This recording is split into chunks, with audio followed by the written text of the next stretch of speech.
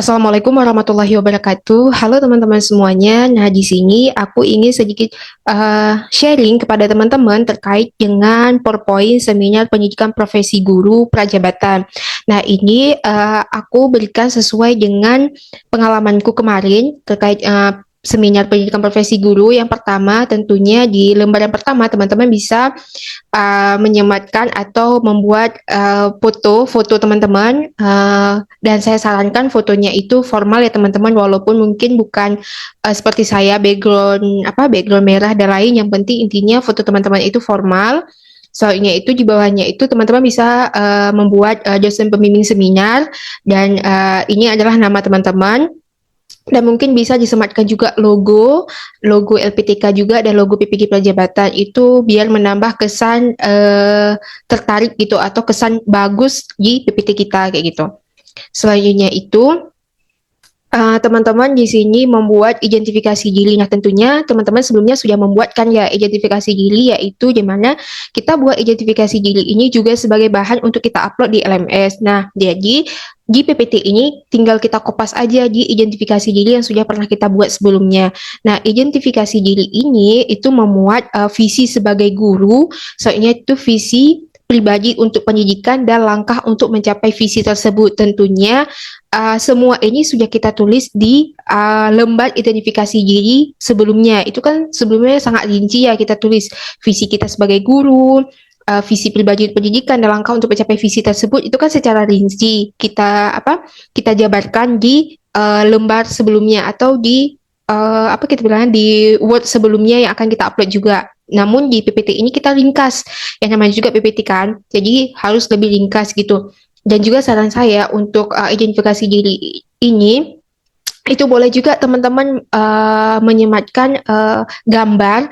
Nah, fungsinya itu ini untuk menarik atau menambah kesan bahwa tidak hanya kata-kata yang ada di identifikasi diri ini, tapi di sini juga ada foto. Mungkin bisa dilihat juga oleh penguji kita nanti. Oh, berarti dia itu bukan hanya menambah kata-kata, karena kan kalau PowerPoint itu cuma ada kata-kata tanpa gambar, itu terkesan kayak yang monoton seperti itu teman-teman, jadi kayak tidak menarik seperti itu.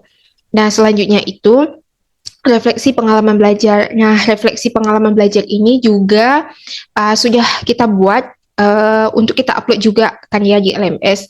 Nah, refleksi pengalaman belajar ini perlu teman-teman ingat, di sini kita bukan membuat refleksi pengalaman belajar secara keseluruhan mata kuliah yang sudah pernah kita ikuti, akan tetapi kita buat refleksi pengalaman belajar di sini yaitu terkait dengan seminar kita. Contohnya nih, saya kan membuat inovasi seminar itu tentang topik 3 mata kuliah pembelajaran sosial emosional dengan materi experiential learning. Ini ada di topik 3 di mata kuliah PSE, pembelajaran sosial emosional.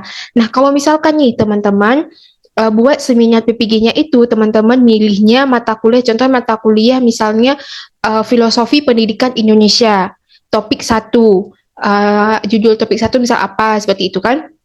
Nah, teman-teman buat di sini refleksi pengalaman belajar teman-teman yang berkaitan dengan mata kuliah Filosofi Pendidikan Indonesia topik 1.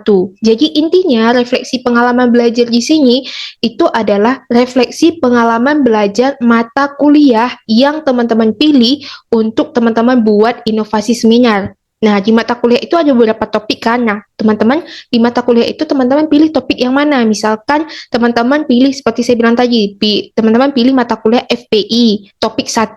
Nah, berarti refleksi pengalaman belajar yang teman-teman tulis di sini itu adalah refleksi pengalaman belajar mata kuliah FPI topik 1.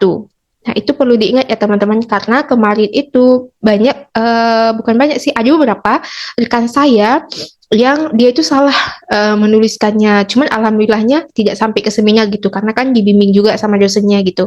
Di awal-awal memang sudah dibilang bahwa refleksi pengalaman belajar ini ditulis mata kuliah yang kita pilih untuk seminar dan topik berapa. Nah, mungkin karena teman-teman saya itu pemahamannya beda, jadi mereka tulisnya semua seperti itu. Nah, jadi itulah poin penting yang perlu diingat ya. Jadi refleksi pengalaman belajar ini ditulis refleksi pengalaman belajar mata kuliah yang dipilih untuk seminar dan topik yang dipilih. Oke ya teman-teman, mungkin teman-teman bisa membaca juga sebagai apa um, masukan juga untuk teman-teman yang sudah saya tulis di sini. Nah, selanjutnya itu ada refleksi pengalaman belajar selama mengikuti PPG. Nah, refleksi pengalaman belajar selama mengikuti PPG ini itu terkait dengan teman-teman, apa yang teman-teman rasakan selama ini. Setelah mengikuti serangkaian refleksi pengalaman belajar pada mata kuliah seminar PPG, saya menyadari bahwa pendidikan di Indonesia seharusnya mengalami perubahan, yaitu memberikan ruang bagi peserta didik untuk mengembangkan keterampilan, baik itu keterampilan non-akademik seperti bakat dan minat serta potensi peserta didik. Nah, jadi ini refleksi pengalaman belajar selama mengikuti PPG ini pure berdasarkan pengalaman teman-teman, bagaimana yang sudah teman-teman rasakan selama ini, selama teman-teman itu mengikuti PPG Prajabatan seperti itu. Nah, kalau saya selama 1 tahun sudah saya ikuti PPG Prajabatan ini kurang lebih, saya menyadari bahwa memang pendidikan kita itu seharusnya mengalami perubahan agar adanya perkembangan ke depannya seperti itu. Nah, selanjutnya itu di sini rencana tindak lanjut. Nah, rencana tindak lanjut ini kalau misalkan nih teman-teman siap PPG nih, kira-kira rencana tindak lanjut ke depannya itu seperti apa? Nah, kalau saya di sini itu memilih 3. Yang pertama itu menciptakan lingkungan belajar yang aman dan nyaman bagi peserta didik. Selain itu yang kedua, menggunakan berbagai strategi pembelajaran yang menarik. Dan yang terakhir itu mengembangkan pengetahuan dan keterampilan saya, baik itu dengan mengikuti workshop atau pelatihan, seminar, dan membaca artikel serta jurnal seperti itu. Nah, ini rencana tindak lanjut yang akan saya lakukan nantinya ketika saya sudah siap nih melaksanakan program PPG dan pada saat saya nanti mengajar di sekolah, ya ditempatkan atau di sekolah gimana seperti itu akan kita ngajar.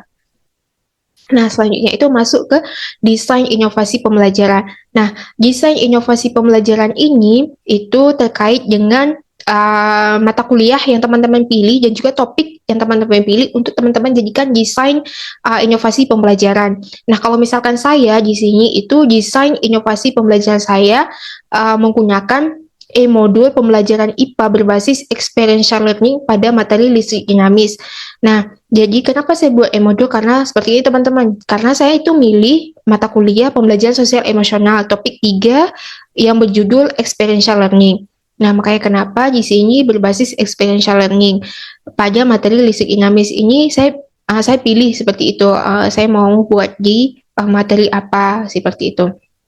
Nah, jadi setelah saya belajar nih mata kuliah pembelajaran sosial emosional, saya menyadari bahwa ternyata experiential learning ini merupakan suatu model nih. Kenapa saya bilang suatu model? Karena dia memiliki sintak. Seperti yang sudah kita belajar bahwa sesuatu yang memiliki sintak itu pasti dinamakan dengan model kayak gitu kan. Kalau misalkan sesuatu yang tidak punya sintak itu biasanya disebut dengan pendekatan atau bukan model seperti itu. Nah, di sini itu model pembelajaran experiential learning itu merupakan model pembelajaran yang melibatkan pengalaman siswa secara langsung dan memiliki tujuan untuk memberikan makna dalam kegiatan pembelajaran yang akan tersimpan dalam ingatan siswa sebagai pengalaman seperti itu. Nah, di sini itu saya jelaskan nih satu persatu tahapnya seperti itu teman-temannya. Kalau misalkan di tahap pertama itu atau sintak pertama itu tahap pengalaman nyata atau konkret experience. Nah, kira-kira di sini saya mau ngapain nih pada tahap tersebut kayak gitu. Seperti istilahnya gini teman-teman, sama seperti misalnya contohnya misal model kayak kita model misalnya PBL problem based learning. Nah, di sintak pertama kan orientasi siswa pada masalah. Nah, kira-kira di sintak itu kita ngapain aja sih? Apa yang akan kita lakukan atau apa yang akan kita berikan kepada siswa? Tentunya kalau orientasi masalah kan kita kasih masalah ke siswa kan biar mereka mendalami masalahnya tersebut dan nantinya ujungnya mereka bisa kasih solusi kayak gitu kan terhadap masalah tersebut. Nah, ini juga seperti itu teman-teman model ini. Jadi dia itu kita jelasin per sintaknya itu kita ngapain aja kayak gitu. Nah, selanjutnya itu ada tahap pengamatan reflektif.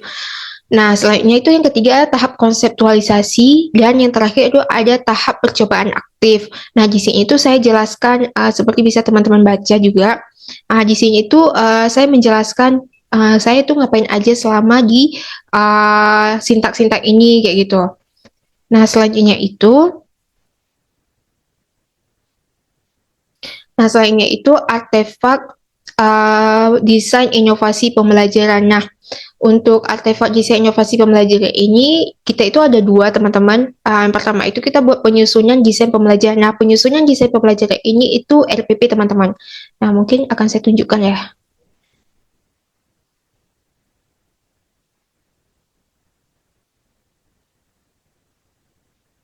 Nah, jadi ini LPP kita teman-teman. Jadi teman-teman itu buatnya itu apa namanya bagus seperti itu ya, terlihat profesional lah istilahnya. Nah, ini saya buat mungkin punya saya agak sedikit berantakan ya, tapi mungkin nanti teman-teman bisa menjadi referensi untuk buat lebih bagus atau lebih baik dari saya gitu. Nah, saya ini pertama logo saya sematkan, habis itu saya buat penyusunan desain pembelajaran. Nah, ini seperti biasa teman-teman, apa namanya, pertanyaan identifikasi diri, habis itu alur tahapan pembelajaran, modul ajar, identitas modul ajar, istilahnya modul ajar teman-teman seperti itu. Nah, saya di sini buat itu dua pertemuan. Kenapa teman-teman? Itu sebenarnya tergantung dari dosen pembimbing sendiri ya teman-teman.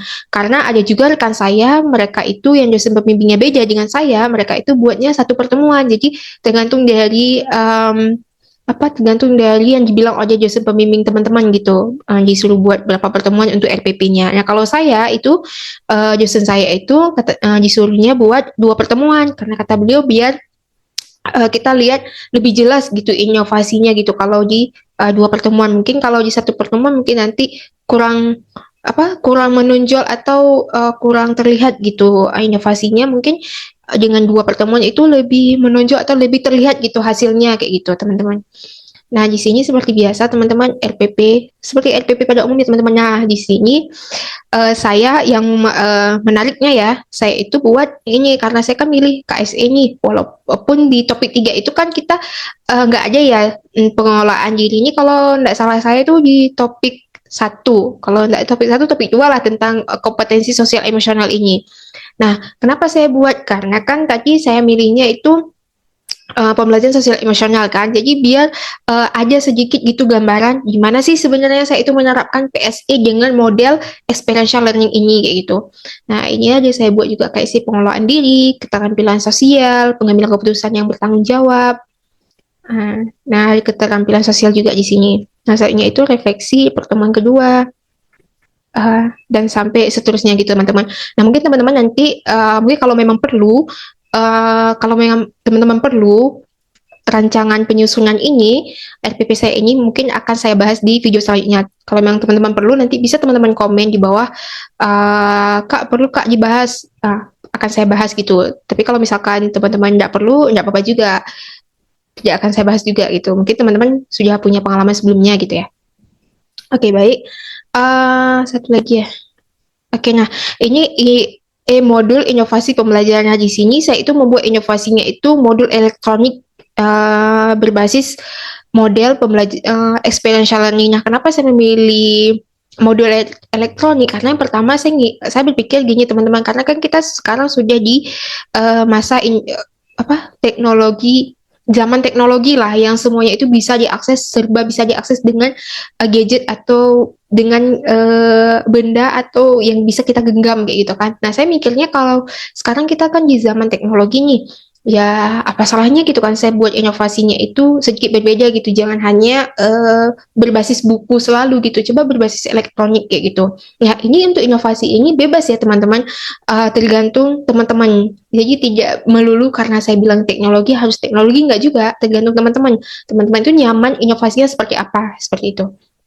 Nah, jadi karena di sini saya milih e-modul, jadi e-modul ini saya harapannya itu diakses dimanapun kayak gitu. Kalau misalkan siswa saya lagi di rumah, mereka mau akses lewat handphonenya itu bisa. Ntar ya teman-teman, di sini ada 39 halaman e-modul yang sudah saya buat. Nah, ini saya ini desainnya itu simple teman-teman. Saya desainnya itu menggunakan Canva. Nah, di sini itu seperti biasa logo e-modul pembelajaran IPA berbasis experiential learning. Nah, mungkin teman-teman bisa lebih bagus ya kalau misalkan teman-teman itu sudah punya keahlian di bagian desain. Kalau saya memang pure pemula dalam hal desain mendesain. Jadi memang ini pure dari apa yang ada di pikiran saya gitu yang saya desain ini. Nah, ini saya kan memilih tadi listrik dinamis ya di IPA. Nah, saya itu memilih materi arus listrik dan rangkaian listrik. Nah, ini modul ini modul ini itu milik siapa, siswa itu namanya, sekolah, kelas, hobi kayak gitu. kata pengantar. Ini seperti biasa teman-teman, seperti yang ada di modul-modul pada umumnya. Dimulai dari kata pengantar, daftar isi, petunjuk penggunaan modul, selanjutnya cara menggunakan modul, panduan modul, dan lain sebagainya sampai ke bawah seperti itu.